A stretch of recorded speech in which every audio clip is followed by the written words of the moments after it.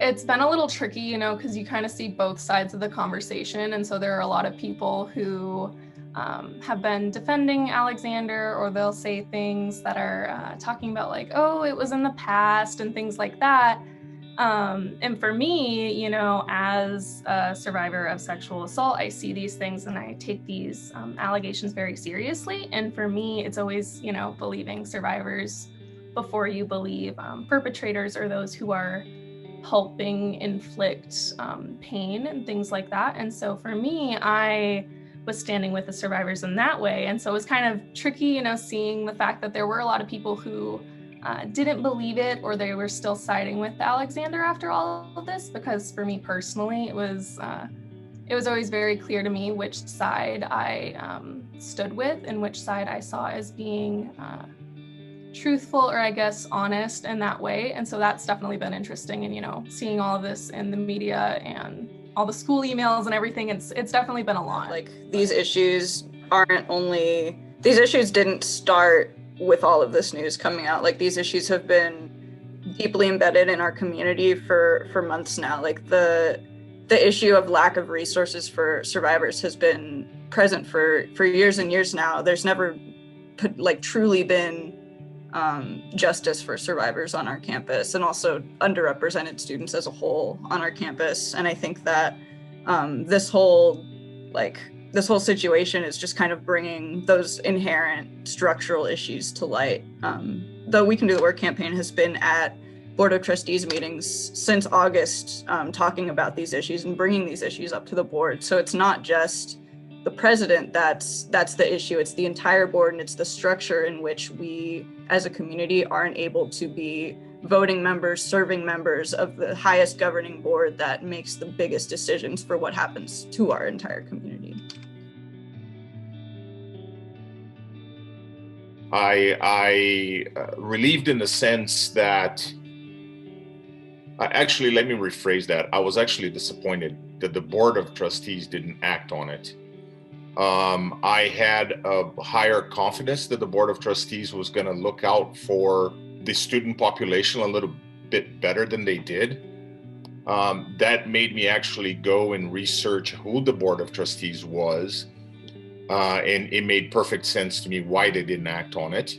Alexander, I think, realized that he had no trust. The community just didn't trust him.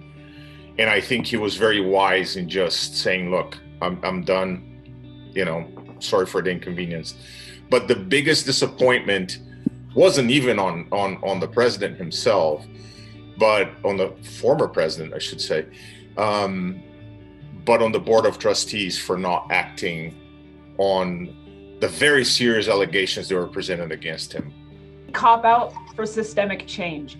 Every single day that F. King was still in office, he was receiving thousands and thousands of dollars. He makes more in a day than many of us make in a month, but yet not a single penny or policy change or directive ever went to making things better at Oregon State. And so when he was announced that he was resigning and getting over $600,000 in severance, while our Survivor Advocacy Resource Center didn't get 0 cents, it was insult to injury. And then my old buddy Phaser coming in as acting president, yet another unaccountable, frankly, a figure who has not shown himself to be supportive in any sort of way for survivors, women, and underrepresented groups here at Oregon State University. I think that there was a lot of trust that was lost in the whole process. I know I'm friends with quite a few people on campus who are survivors, or even people who are just allies, and they stand with survivors. And for them, you know, I noticed a lot of them experienced a lot of similar emotions to what I was feeling. And it's like, okay, we see these things as being really big issues, and we see these things as being pretty severe as far as somebody, especially of his stature, is concerned at the school and his role at the school is concerned. But we're sitting here and we're still repeatedly seeing it not being taken as seriously as we thought it should have been. And I think that also goes back to, you know, the fact that he did end up resigning and he wasn't fired and all those things, and the fact that there was a debate in the first place. But I think overall, after seeing that and after seeing it, kind of splay out for a number of weeks, I just think a lot of trust was lost in the process. And I think that OSU did cause a lot of pain for a lot of people in that way, which I don't think, like they can apologize all they want to. And I do believe that a lot of the people who were apologizing, we were getting all those emails. I think that a lot of people who were apologizing and things like that, I do think it was really genuine. I do. Because I think once people start to actually realize how they've hurt others, I do think that there's a genuine sense of regret there. And so I do believe them in that sense. At the same time, I also think that, just saying sorry and putting that on it, I don't think it's gonna reverse anything, because those people still did experience that. And so I still think that there's gonna be a level of, or there's going to be lack of trust and still that pain for a little while. I don't think it's going to immediately go away when he's gone. It's going to linger definitely until we start to actually see change in our school. I think we realized how flawed the selection process for executive managers at OSU is.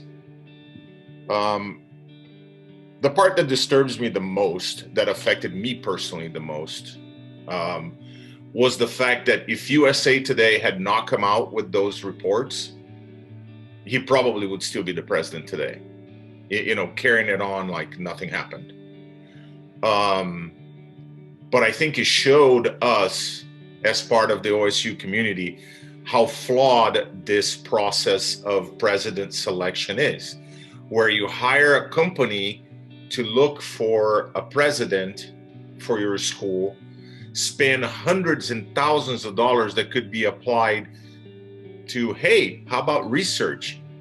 There's so much research going on in this university, with so many people struggling to make ends meet as they are trying to complete their research, and they're spending $200,000+, which could support several graduate students, in selecting a president. That just does not make sense to me.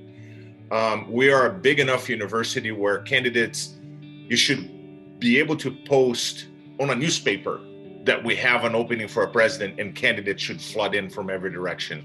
So it's hard for me to negotiate spending $200,000+ in fees for a company to hire a president.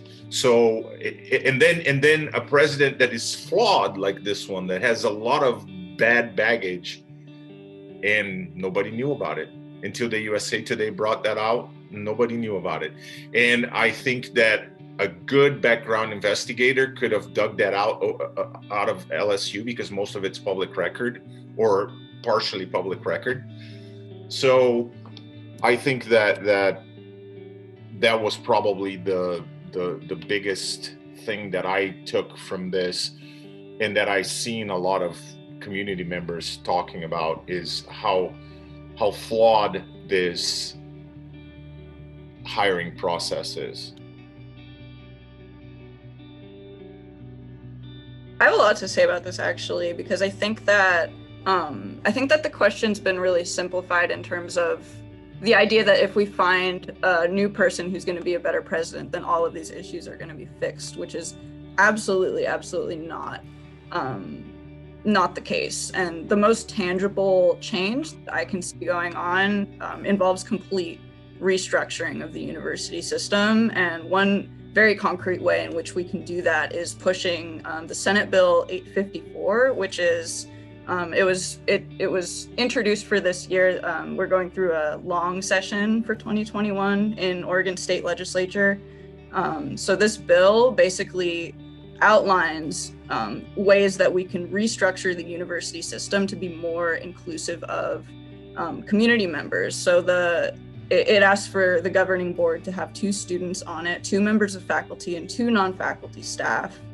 It also has the governor consider, and the governor is the person who appoints everyone on the board of trustees. They're not voted in any way. There's no way for community members to discern who is on this board as it stands today. So this bill requires the governor to consider whether these candidates are actually university alumni and consult with like relevant organizations on campus, such as unions and student government when appointing these members. And something even more awesome is it delineates a way for anyone, including students, and also the Higher Education Coordinating Commission, which overlooks a lot of these things, but currently doesn't have too much standing power in terms of actually limiting what the Board of Trustees does. So this bill, 854, would allow the Higher Education Coordinating Commission to evaluate and overturn any decision made by the governing board. And it also establishes a process that permits any employee or enrolled student of a public university to appeal to commission any decision made by this governing board. So it makes a lot of important structural changes that will bolster our ability as a community to govern ourselves. And we as community members know what we need the most, what our most aching pains are, and how to fix them. So I think that passing this legislation, pushing this legislation, making sure people know about this legislation is extremely important. I would say a big thing is reevaluating and looking at, the functions of SARC and of the Title IX office, and really dive into how these areas in our school are functioning and seeing how they are helping students. Because I do know, even so, I interviewed somebody in the Title IX office. I believe it was the director of the Title IX office last year, and we were even talking about it, and it's just like they don't have enough people either for the number of cases that come in and the number of people who do experience sexual assault. The resources that we have on our campus is just too low. Like it simply is, and people aren't going to start coming forward until they know there are those resources. And so I think one of the biggest things to start out with is really reevaluating our resource centers for people who have experienced sexual assault, hiring new people, finding more people to work with our school. I think that is a big step that can be made. In addition to, just ensuring that people in this school are practicing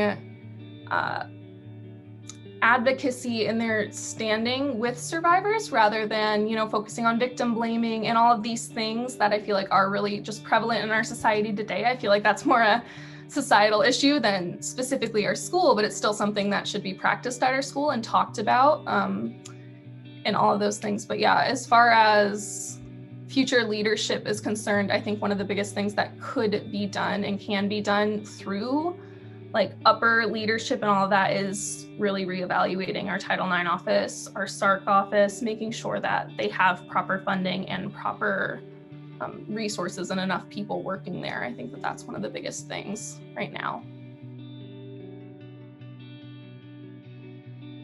My biggest concern is that it's going to be the same status quo or even worse, right? F. King was not only a monster to women and survivors, but also, a union buster. And this Board of Trustees is union busters. Go figure that the classified staff who make it run every day, the graduate employees who provide some of the bulk of teaching and research that keep this place going and generate revenue, and the faculty who dedicate their hearts and lives and so many hours into teaching are getting squashed, attempted. We have power, but they are trying every single bit to pay us less and to give us less and to cut us a raw deal at every single turn and to not meet with us and not talk to us. And I'm afraid that they're going to try to get another person who maybe is not as has not been found out to see what they've done to other people, or who just simply has a record of busting and fighting unions, and they're going to get that other person in there. The status quo is failing us in the direction that they've taken us with F. King and other recent administration is not looking like it's moving in a positive direction. I hope it turns in the direction of the better, like Tali said. I hope we have someone that looks at these petitions, signs them, and supports them. I hope we have someone who actually listens to what students have asked for and not give empty platitudes. I want to see dollars reallocated. I want to see actual changes happen. One of our biggest tools in terms of citing real change is education. Like, we're all here as students because we know that education is important in allowing us to make decisions that benefit the greater good and allowing us to have power. And I really hope that the media treats student voices and student lives and all of the and brings light to all of these inherent structural issues that are going on, so that students can make their own informed decisions to raise their voice to incite change.